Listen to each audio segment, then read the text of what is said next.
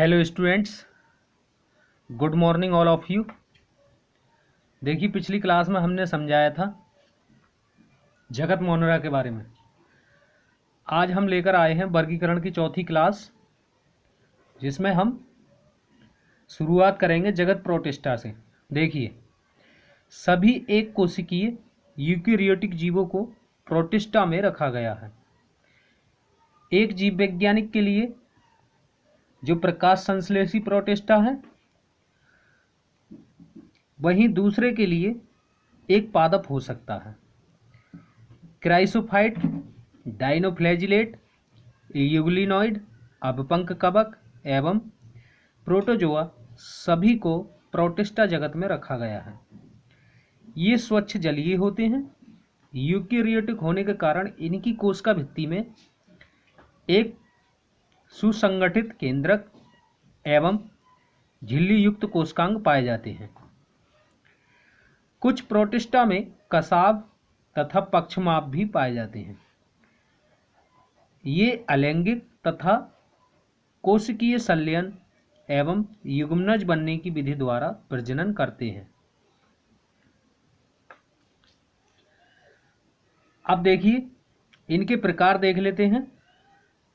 Number 1, chrysophyte. इस समूह में डाइटम एवं डेस्मिड, जिन्हें हम भूरे शैवाल कहते हैं, आते हैं। ये अत्यंत सूक्ष्म होते हैं तथा जलधारा के साथ स्वतंत्र रूप से बहते रहते हैं।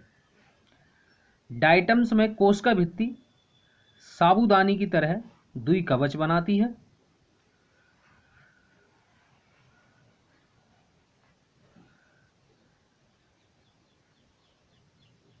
कोशिका भित्ति में सिलिका होती है, जिस कारण ये नष्ट नहीं होती है। इस प्रकार मृत डाइटम अपने वास स्थान में काफी संख्या में अवशेष छोड़ जाते हैं। अर्थात इनकी कोशिका भित्ति जो होती है वो सिलिका की बनी होती है, और सिलिका एक कठोर पदार्थ होता है। इसी कारण ये मर भी जाते हैं तो ये अपने वास स्थान में बहुत संख्या में इकट्ठे हो जाते हैं। इसी को हम क्या बोलते हैं? डाइटमी मृदा कहते हैं। इसका उपयोग देखिए पॉलिश करने, तेलों तथा सिरप के निस्यंदन में होता है। इसके बाद दूसरा टाइप है हमारा डाइनोफ्लैजिलेट। ये जीवधारी मुख्यतः समुद्री एवं प्रकाश संश्लेषी होते हैं। इनमें उपस्थित वर्णकों के कारण ये पीले, भूरे, नीले या लाल रंग के दिखते हैं। इनकी कोशिका भित्ति कठोर सेलुलोज की होती है। अधिकतर डाइनोफ्लैजिलेट्स में 2 कसाब होते हैं। प्रायः लाल डाइनोफ्लैजिलेट्स की संख्या में विस्फोट होता है, जिससे समुद्र का जल लाल दिखने लगता है, यानी समुद्र की ऊपरी सतह जो है लाल रंग की दिखने लगती है। और इनकी संख्या में जो विस्फोट होता है तो उसमें एक जीव विष निकलता है, जिसके कारण मछली एवं अन्य समुद्री जीव मर जाते हैं। इसका एग्जाम्पल है गोनिया लेक्स। तीसरा टाइप यूग्लिनॉइड।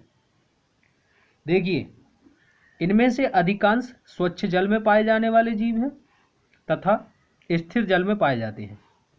इनमें कोशिका भित्ति की जगह प्रोटीन की पेलिकल पाई जाती है, जो इसको लचीला बनाती है। इसमें 2 कसाब होते हैं, एक छोटा तथा एक लंबा होता है। सूर्य के प्रकाश की उपस्थिति में ये प्रकाश संश्लेषी होते हैं एवं अनुपस्थिति में सूक्ष्म जीवों का शिकार भी कर लेते हैं। इसी तरह जो है ये परपोषी की तरह भी व्यवहार कर सकते हैं। ठीक है, इनका एग्जाम्पल है यूग्लिना।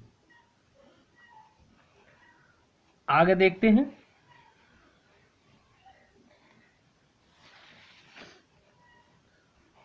चौथा टाइप है हमारा अपपंक कवक। देखिए, अपपंक कवक यह मृतोपजीवी प्रोटिस्टा है।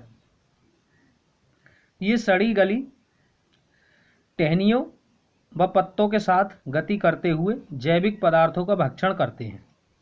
अनुकूल परिस्थितियों में प्लाज्मोडियम का समूह बनाते हैं। ये कई फीट तक लंबे हो सकते हैं।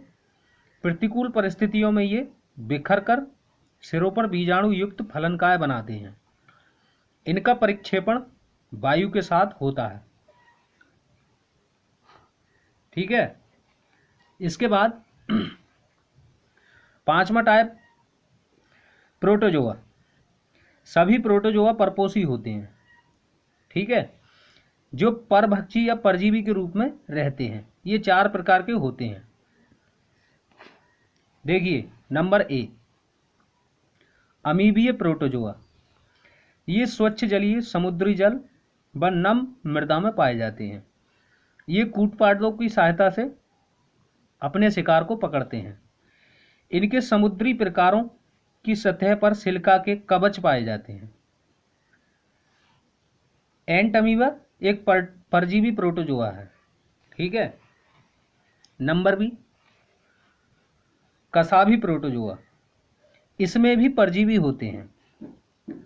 शरीर पर कसाब तथा बीमारी के कारण होते हैं। इनके शरीर पर जो है कसाब पाए जाते हैं और ये बीमारी के कारण होते हैं। इनसे निद्रालु बीमारी होती है। यानी निद्रालु नामक बीमारी जो है किसके कारण होती है? ट्रिपैनोसोमा के कारण निद्रालु बीमारी होती है। नंबर सी प्रकार है इनका पक्षमाभी प्रोटोजोआ। ये जलीय व अत्यंत सक्रिय होते हैं क्योंकि इनके शरीर पर पक्षमाभ पाए जाते हैं। इनमें गुहा होती है, शरीर की सतह से बाहर खुलती है ये गुहा। ठीक है नहीं। एग्जाम्पल के लिए है हमारा पैरामीशियम, जिसे हम चप्पल जंतुक भी बोलते हैं। चप्पल की आकृति का होता है ये। नंबर डी है स्पोरोजोआ। इसमें विविध जीव आते हैं। इनके जीवन चक्र में संक्रमण अवस्था यानी बीजाणु अवस्था पाई जाती है। जैसे एग्जाम्पल है इसका मलेरिया परजीवी, जिसे हम प्लाज्मोडियम भी कहते हैं। ठीक है। इसके बाद आगे देखते हैं हम। अब देखिए तीसरा जगत आया हमारा कवक या फंजाई जगत। कवक या फंजाई जगत में देखिए परपोषी जीवों में कवक का जीव जगत में विशेष स्थान है। यानी कवक के अंतर्गत जो है सभी परपोषी जीव आते हैं। नम रोटी व सड़े फलों पर कवक मिलते हैं। आपने देखा होगा नम रोटी और सड़े फलों पर जो है ये पाए जाते हैं। देखिए इनके महत्वपूर्ण पॉइंट, छत्रक या मशरूम तथा कुकुरमुत्ता खाने योग्य कवक हैं। ईस्ट कवक का उपयोग डबल रोटी तथा बियर बनाने में किया जाता है। ठीक है। अगला पॉइंट है गेहूं का ब्लैक स्पॉट रोग पक्सिनिया ग्रैमिनिस से होता है। ये पक्सिनिया ग्रैमिनिस एक कवक होती है जिससे जो है गेहूं में ब्लैक स्पॉट रोग फैलता है। इसके बाद पेनिसिलियम जो दवाई होती है, पेनिसिलियम प्रतिजैविक औषधि होती है, उसको जो है हम किससे प्राप्त करते हैं? पेनिसिलियम नोटेटम नामक कवक होती है, उससे प्राप्त किया जाता है। और एक कवक होती है एल्ब्यूगो कैंडिडस, जो कि सरसों पर जो है परजीवी के रूप में पाई जाती है, सरसों में रोग फैलाती है। ठीक है। इसके बाद देखिए कवक के बारे में और जान लेते हैं हम। कवक विश्वव्यापी हैं। ये हवा, जल, मिट्टी में तथा जंतु तथा पौधों पर पाए जाते हैं। कवक तंतुमयी है। कवक जो है तंतुमयी यानी बहुकोशिकीय होते हैं, लेकिन ईस्ट एक कोशिकीय है, ये इसका अपवाद होता है। ये लंबी पतली धागे नुमा संरचनाएं होती हैं जिन्हें कवक तंतु कहते हैं। कवक तंतु के जाल को हम क्या कहते हैं? कवक जाल या माइसीलियम कहते हैं। ठीक है। कुछ कवक तंतु नलिकाकार होते हैं जो बहुकेंद्रकीय कोशिका द्रव्य से भरा होता है, साइटोप्लाज्म से भरा होता है। कवकों की जो कोशिका भित्ति होती है वो किसकी बनी होती है? काइटिन की बनी होती है। देखिए कवक में जनन कायिक खंडन, विखंडन तथा मुकुलन विधि द्वारा होता है। अलैंगिक जनन बीजाणु द्वारा होता है, जिसे कोनिडिया कहते हैं। ठीक है नहीं, ये गलत लिख गया है, द्वारा होता है। कोनिडिया कहते हैं। इसके बाद लैंगिक जनन निषिक्तांड, एस्कस बीजाणु तथा बेसिडियम बीजाणु से होता है, जिन्हें फलनकाय कहते हैं। फंजाई जगत को निम्न भागों में बांटा जा सकता है। देखिए नंबर 1 है हमारी फाइकोमाइसिटीज। फाइकोमाइसिटीज के बारे में जान लेते हैं। ये जलीय आवासों, सड़ी गली लकड़ी तथा नम स्थानों पर अविकल्पी परजीवी के रूप में पाए जाते हैं। अविकल्पी परजीवी का मतलब होता है कि ये जरूरी नहीं है कि विकल्प के रूप में किसी को अपने पोषण के लिए चुने। ये जिस चीज़ पर पाए जाते हैं उसी से अपना भोजन प्राप्त करते रहते हैं। ठीक है। कवक जाल अपटीय तथा बहुकेंद्रकीय होता है। अलैंगिक जनन चल बीजाणु या अचल बीजाणु द्वारा होता है। ये बीजाणु धानी में अंतरजातीय उत्पन्न होते हैं। 2 युग्मकों के संलयन से युग्माणु बनते हैं।